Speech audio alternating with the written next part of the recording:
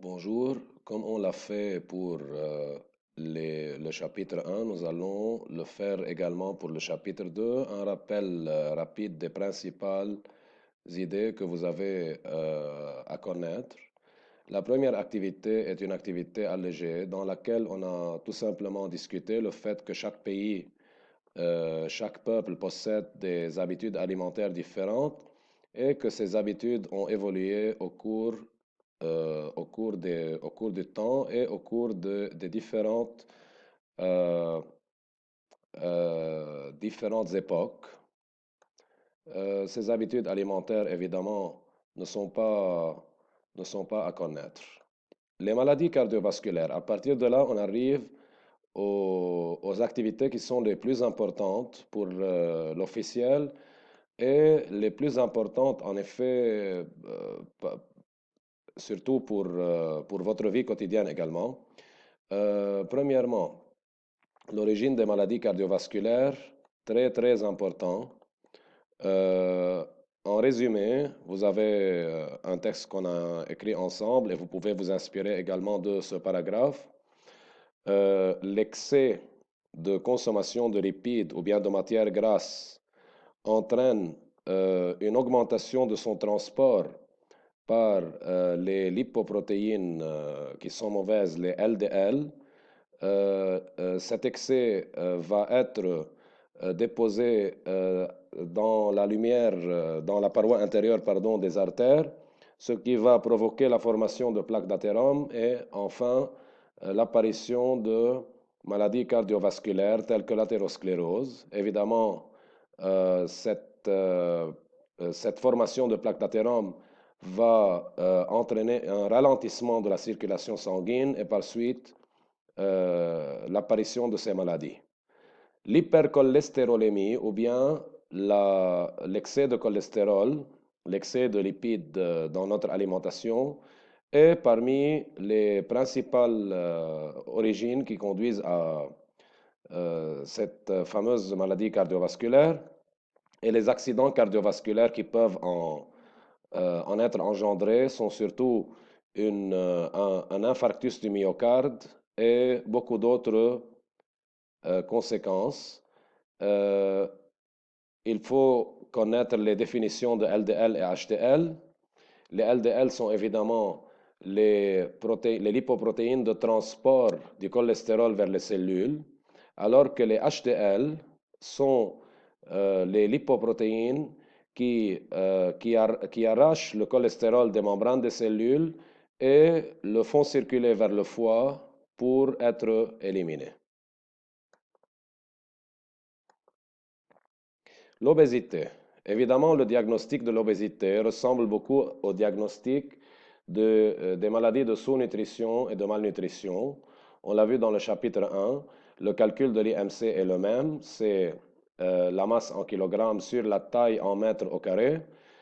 Il faut savoir qu'un poids normal ou bien un individu normal doit avoir un IMC compris entre 18,5 et 25 kg par mètre carré. Lorsque son IMC dépasse 25, il devient en surpoids et lorsqu'il dépasse 30 kg par mètre carré, il devient obèse.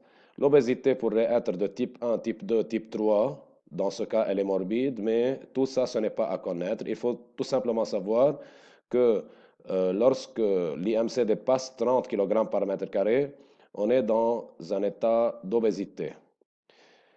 Évidemment, les risques associés à l'obésité peuvent être multiples. On peut retenir deux à trois risques qui peuvent surtout être l'hypertension artérielle, le diabète non insulinodépendant ou diabète tout court et l'infarctus du myocarde. Faites attention, infarctus et pas infractus comme on a l'habitude d'avoir cette erreur générique.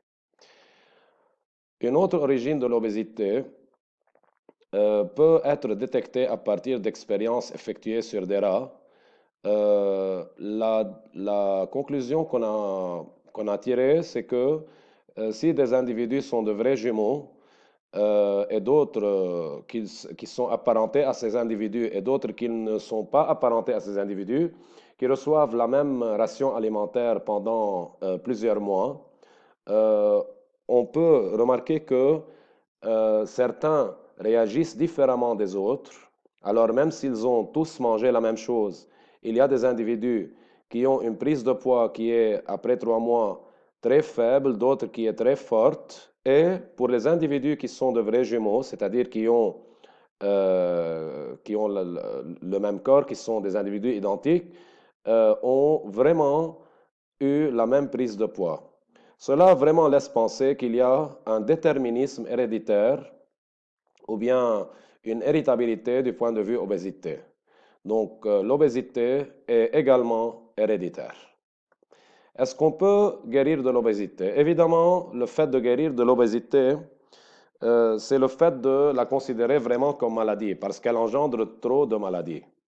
En fait, l'obésité peut être guérie, évidemment, surtout par un régime de vie, un régime alimentaire adéquat, un mode de vie basé sur des activités sportives régulières et vraiment ce qu'on appelle une persévérance dans notre régime alimentaire. Voilà ce document qui est vraiment très, très important et très flagrant du point de vue de notre mode de vie. Si on est en train de commencer à suivre un régime alimentaire, le poids spontané va commencer à diminuer, évidemment, parce on est enthousiaste, on veut faire un régime pour diminuer notre poids. On arrive au nouveau poids. Là, les résistances métaboliques et psychologiques commencent. شو يعني résistance métabolique et psychologique؟ يعني جسمنا منه معود ياكل بس هالقد، منه معود ياكل بس هالقد بورسيون، منه معود ياكل بس هول الانواع، منه معود ياكل هالقد سلاد، لازم ياكل اكثر ما بعرف شو. وريزيستانس بسيكولوجيك انه ما عليه اذا هون مرقت هون خبصت كذا. Ce nouveau poids peut être maintenu, ce qui est très rare, ou bien si on commence à abandonner vraiment à ces résistances métaboliques et psychologiques, on peut arriver à une rechute, c'est-à-dire revenir au poids initial, ou bien malheureusement et la plupart des fois à un rebond en fin de régime et qui est de revenir à un poids qui est supérieur au poids initial. De là, on peut tirer plusieurs conclusions. C'est que, premièrement, il faut qu'on mène un mode de vie qui nous permet vraiment de suivre à terme ce régime et que ça devienne l'une de nos habitudes. Et d'autre part, on sait que la résistance métabolique de notre organisme dépend de cellules très particulières appelées les cellules adipeuses ou bien adipocytes. Ces adipocytes ont une caractéristique vraiment qui ne nous aide pas à diminuer notre poids corporel. Pourquoi? Parce que une prise massive évidemment de lipides fait augmenter le stockage et l'oxydation de ces deux derniers et seul le stockage pour les lipides. D'autre part, les caractéristiques des cellules qui stockent les graisses amplifient cette difficulté. شو هي هالcaractéristique? L'expérience a montré que la taille des adipocytes augmente lors de la consommation de lipides. Le nombre d'adipocytes augmente également. Lorsqu'on arrête la consommation de lipides, la taille des adipocytes diminue, revient à sa taille normale, mais malheureusement, leur nombre ne diminue pas. Donc, une fois leur nombre augmente, ces cellules adipeuses, suite à la consommation excessive de lipides, ce nombre ne diminue plus. مشان هيك هول السلول اللي عندنا اياهم بجسمنا ما بيساعدونا انه نعمل انتروتيان للرجيم، فمن هون بدها تيجي ساعتها الاراده، بده يجي ساعتها البريفنسيون والتريتمون. هول كلهم فينا ننقي منهم 2 3 اللي هن les possibles traitements et prévention. نفس الشيء ما فينا نعمل غير شيء pour prévenir ou bien pour traiter l'obésité. وهول فيهم ينعملوا على صعيد البلد أو على صعيد l'individu. Premièrement, promouvoir l'activité physique. Deuxièmement, développer des politiques urbaines favorisant l'activité physique, préserver les rythmes alimentaires, améliorer l'étiquetage. فينا ننقي 3 4 منهم يكونوا كافيين ونعمل مثلا ريستوراسيون بطريقة نرخص مثلا الأكلات اللي هي منيحة et ainsi de suite. Voilà. on passe à l'activité 5, l'alimentation équilibrée. L'alimentation, pour qu'elle soit équilibrée, il faut qu'elle soit équilibrée de deux manières. Elle doit être équilibrée du point de vue qualitatif et du point de vue quantitatif. بس نقول qualitatif يعني elle doit être riche en protéines, lipides, glucides, vitamines, sels, minéraux, eau, etc. يعني كل شيء لازم ناكل منه. quantitatif لازم يكون vraiment عندنا قانون بدنا نمشي عليه بالبروتيد جلوسيد وليبيد اللي هو اسمه le GPL 421. Il faut que la quantité de glucides dans un repas soit deux fois plus grande que celle des protéines, elle-même deux fois plus grande que celle des lipides.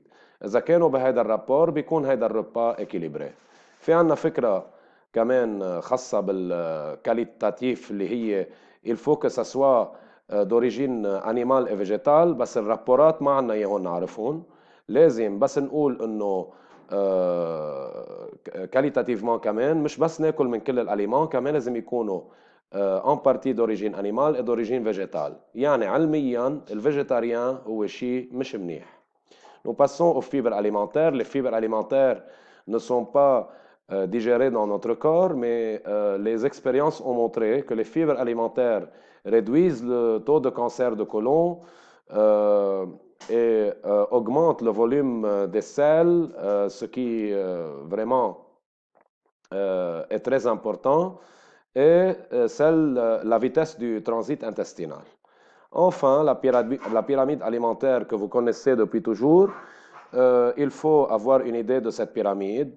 Il faut évidemment, principalement, يعني كل ما نطلع vers le sommet, كل ما تكون الconsommation أقل, il faut avoir un repas qui est riche en pain, céréales, riz, pâtes, هول ضروريين, 6 à 11 rations par jour. Ensuite, les fruits, 2 à 4 rations par jour. En parallèle, les légumes, 3 à 5 rations par jour. Ensuite, les protéines, viande, volaille, œufs. ليه ياور فروماج ضروري et enfin واقل شيء على طول les graisses كرمال ما نوصل للمراحل تبع الاوبيزيتي وتبع المالادي cardiovasculaire. Bien, ça c'était un rappel du chapitre 2. Nous nous retrouverons dans une autre vidéo pour travailler un exercice à l'appui. D'ici là, prenez soin de vous-même.